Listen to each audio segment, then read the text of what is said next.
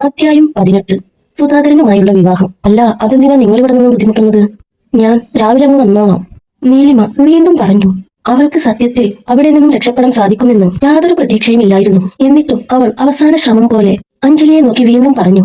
അഞ്ജലി, നിങ്ങൾ പൊയ്ക്കോ. അത് കേട്ട് അഞ്ജലി നീലിമയെ നോക്കി ഉള്ളിൽ ചിരിച്ചു. നീ ഇത്ര മണ്ടിയായി പോയല്ലോ ചേച്ചി. നീ പറഞ്ഞത് വിശ്വസിച്ച് ഞങ്ങൾ ഇവിടെ നിന്ന് പോകുന്നു തോന്നുന്നുണ്ടോ? അഞ്ജലി മനസ്സിൽ പറഞ്ഞു. എന്നെ ചേച്ചി എന്തിനു വാശി പിടിക്കുന്നേ? നേരം വെളുക്കാൻ ഇനി അധിക സമയമില്ലല്ലോ, ഒന്നിച്ചങ്ങ് പോയാ പോരെ? അല്ലേ അച്ഛാ? അഞ്ജലി ചോദിച്ചു. നീലിമ അതിന് മറുപടി പറയാതെ അച്ഛനെ നോക്കി. അതെ, അതാണ് നല്ലത്. നീലിമ, നീ എന്നാ ചെന്ന് എടുക്കാനുള്ളതെല്ലാം എടുത്തു വെക്ക്. ഇനി നീ സുധാകരന്റെ വീട്ടിലല്ലേ താമസിക്കേണ്ടത്? വേണ്ടതെല്ലാം എടുത്തോ, വാസുദേവൻ പറഞ്ഞു. അതോടെ നീലിമ ആകെ തളർന്നു പോയി. അവൾക്ക് അവിടെ നിന്നും അശ്വിനെ കൂട്ടി ഓടി രക്ഷപ്പെടാൻ തോന്നി. പക്ഷെ വാസുദേവന്റെ ബോഡി ഗാർഡ്സ് എപ്പോഴും കൂടെയുള്ളത് കൊണ്ട് അവൾക്ക് രക്ഷപ്പെടാൻ കഴിഞ്ഞില്ല. മനസ്സില്ലാ മനസ്സോടെ നീലിമ മുറിയിലേക്ക് പോയി. അശ്വിനെ അഞ്ജലി പിടിച്ചു വെച്ചിരിക്കുകയായിരുന്നു. അവൻ അമ്മയെ നോക്കി കരഞ്ഞുകൊണ്ടിരുന്നു. ഇതേ ചക്ക, മിണ്ടാണ്ടിരുന്നോ, അല്ലേ ഞാൻ നിന്നെ വല്ല അനാഥാലയത്തിൽ കൊണ്ടു ചെന്നാക്കും, അഞ്ജലി അശ്വിനെ നോക്കി പറഞ്ഞു.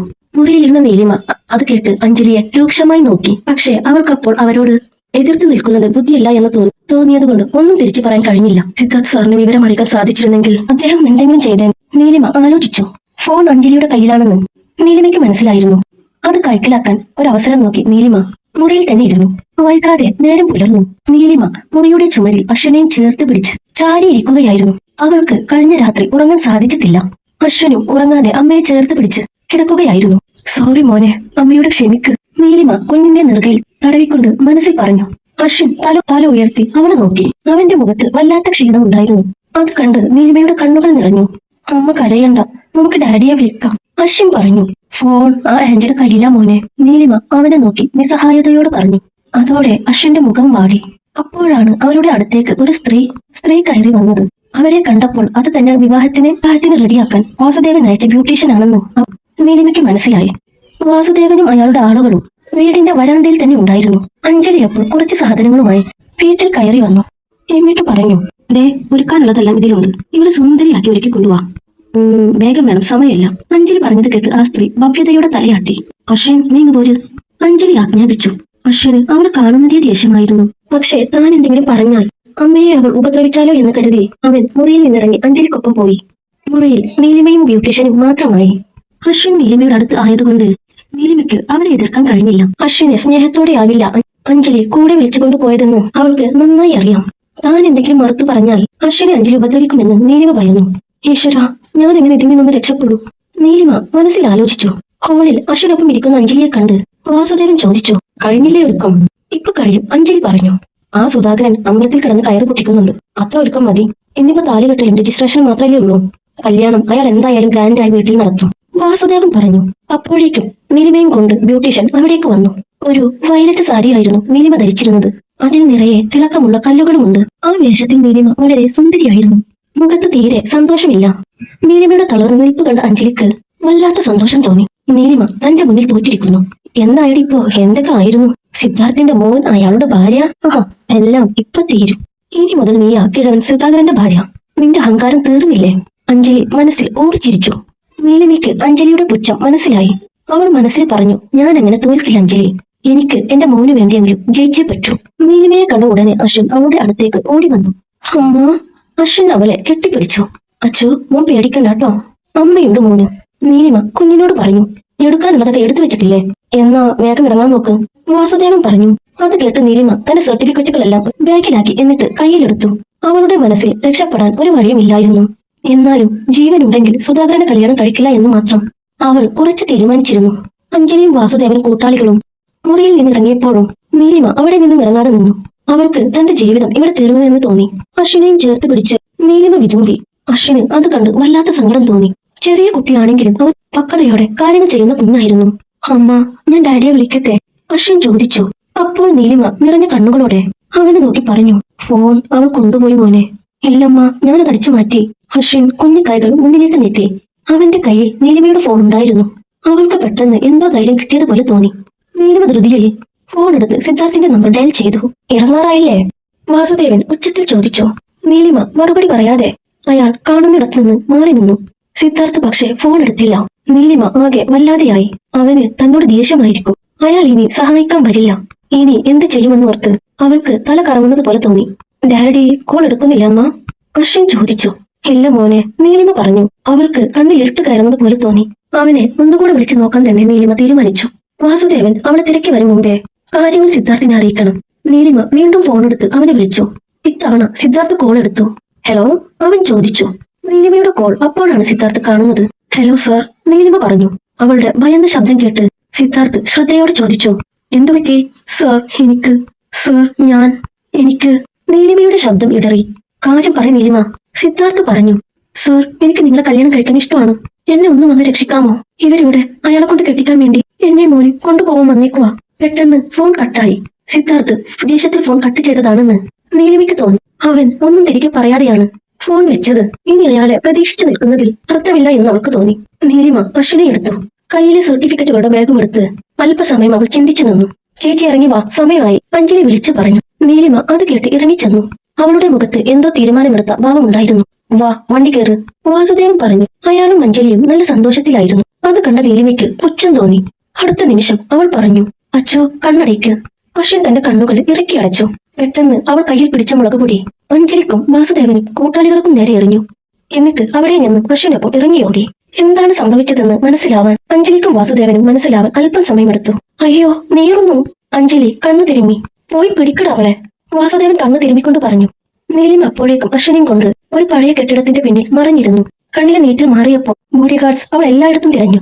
അഞ്ജലി പൈപ്പിനടുത്തേക്ക് ഓടി. മുഖം കഴുകി കണ്ണിലെ നീറ്റിൽ മാറിയപ്പോൾ അവൾ പറഞ്ഞു, അച്ഛാ, ഇത്രയൊക്കെ ആയിട്ടും അവൾ രക്ഷപ്പെട്ടല്ലോ. അവൾ എവിടെ പോവാനാ മോളെ? ഇവിടെ എവിടെയെങ്കിലും കാണും, വാസുദേവൻ പറഞ്ഞു. അവരെല്ലാം തന്നെ തിരക്കി നടക്കുന്നത് കണ്ട നീലിമ അശ്വിനൊപ്പം അല്പം കൂടി ഒതുങ്ങിയിരുന്നു. അപ്പോഴാണ് മറ്റൊരു റോഡിലൂടെ സിദ്ധാർത്ഥിന്റെ കാറ് വരുന്നത് അവൾ കാണുന്നത്. അമ്മ, ഡാഡി, അശ്വിൻ ശബ്ദം താഴ്ത്തി പറഞ്ഞു. അത് കണ്ട നീലിമയ്ക്ക് വളരെ ആശ്വാസം തോന്നി. അവൾ അശ്വിനെയും കൂട്ടി അവന്റെ കാറിന്റെ അടുത്തേക്ക് ഓടി. വാസുദേവനും അഞ്ജലിയും വീടിന് ചുറ്റും തന്നെ തിരക്കി നടക്കുന്നത് അവൾ കാണുന്നുണ്ടായിരുന്നു. അവരുടെ കണ്ണിൽ പെടാതെ നീലിമ അശ്വിനൊപ്പം ഓടിച്ചെന്നു. സിദ്ധാർത്ഥ് അവളെ കണ്ട് അമ്പരന്നു പോയി. ആ വയലറ്റ് സാരിയിൽ അത്ര സുന്ദരിയായിരുന്നു നീലിമ. വാ, കയറ്, സിദ്ധാർത്ഥ് പറഞ്ഞു. നീലിമ ഉടനെ അവന്റെ കൂടെ കാറിലേക്ക് കയറി. ഒപ്പം അശ്വിനും. അവൾ കാറിൽ കയറി പോകുന്നത് മറ്റാരും കണ്ടില്ല. നീലിമയ്ക്ക് അപ്പോഴാണ് ആശ്വാസം തോന്നിയത്. അശ്വിൻ സിദ്ധാർത്ഥിനെ കെട്ടിപ്പിടിച്ചുകൊണ്ട് പറഞ്ഞു, ഡാഡി, അവര് പിന്നെയും വന്നു. ഞങ്ങളെ എങ്ങോട്ടോ കൊണ്ടുപോകാൻ വന്നതാ. അമ്മയുടെ ഫോണൊക്കെ വാങ്ങി വെച്ചേക്കുമായിരുന്നു. ഞാൻ പേടിച്ചു പോയി, അശ്വിൻ കൊഞ്ചലോട് പറഞ്ഞു. അച്ഛ പേടിക്കണ്ടെന്ന് ഞാൻ പറഞ്ഞില്ലേ. എന്തായാലും അച്ഛനെ അവർ കൊണ്ടുപോയില്ലല്ലോ. അപ്പോഴേക്കും ഡാഡി വന്നില്ലേ, സിദ്ധാർത്ഥ് പറഞ്ഞു. അത് കേട്ട് നീലിമയ്ക്ക് അതിശയം തോന്നി.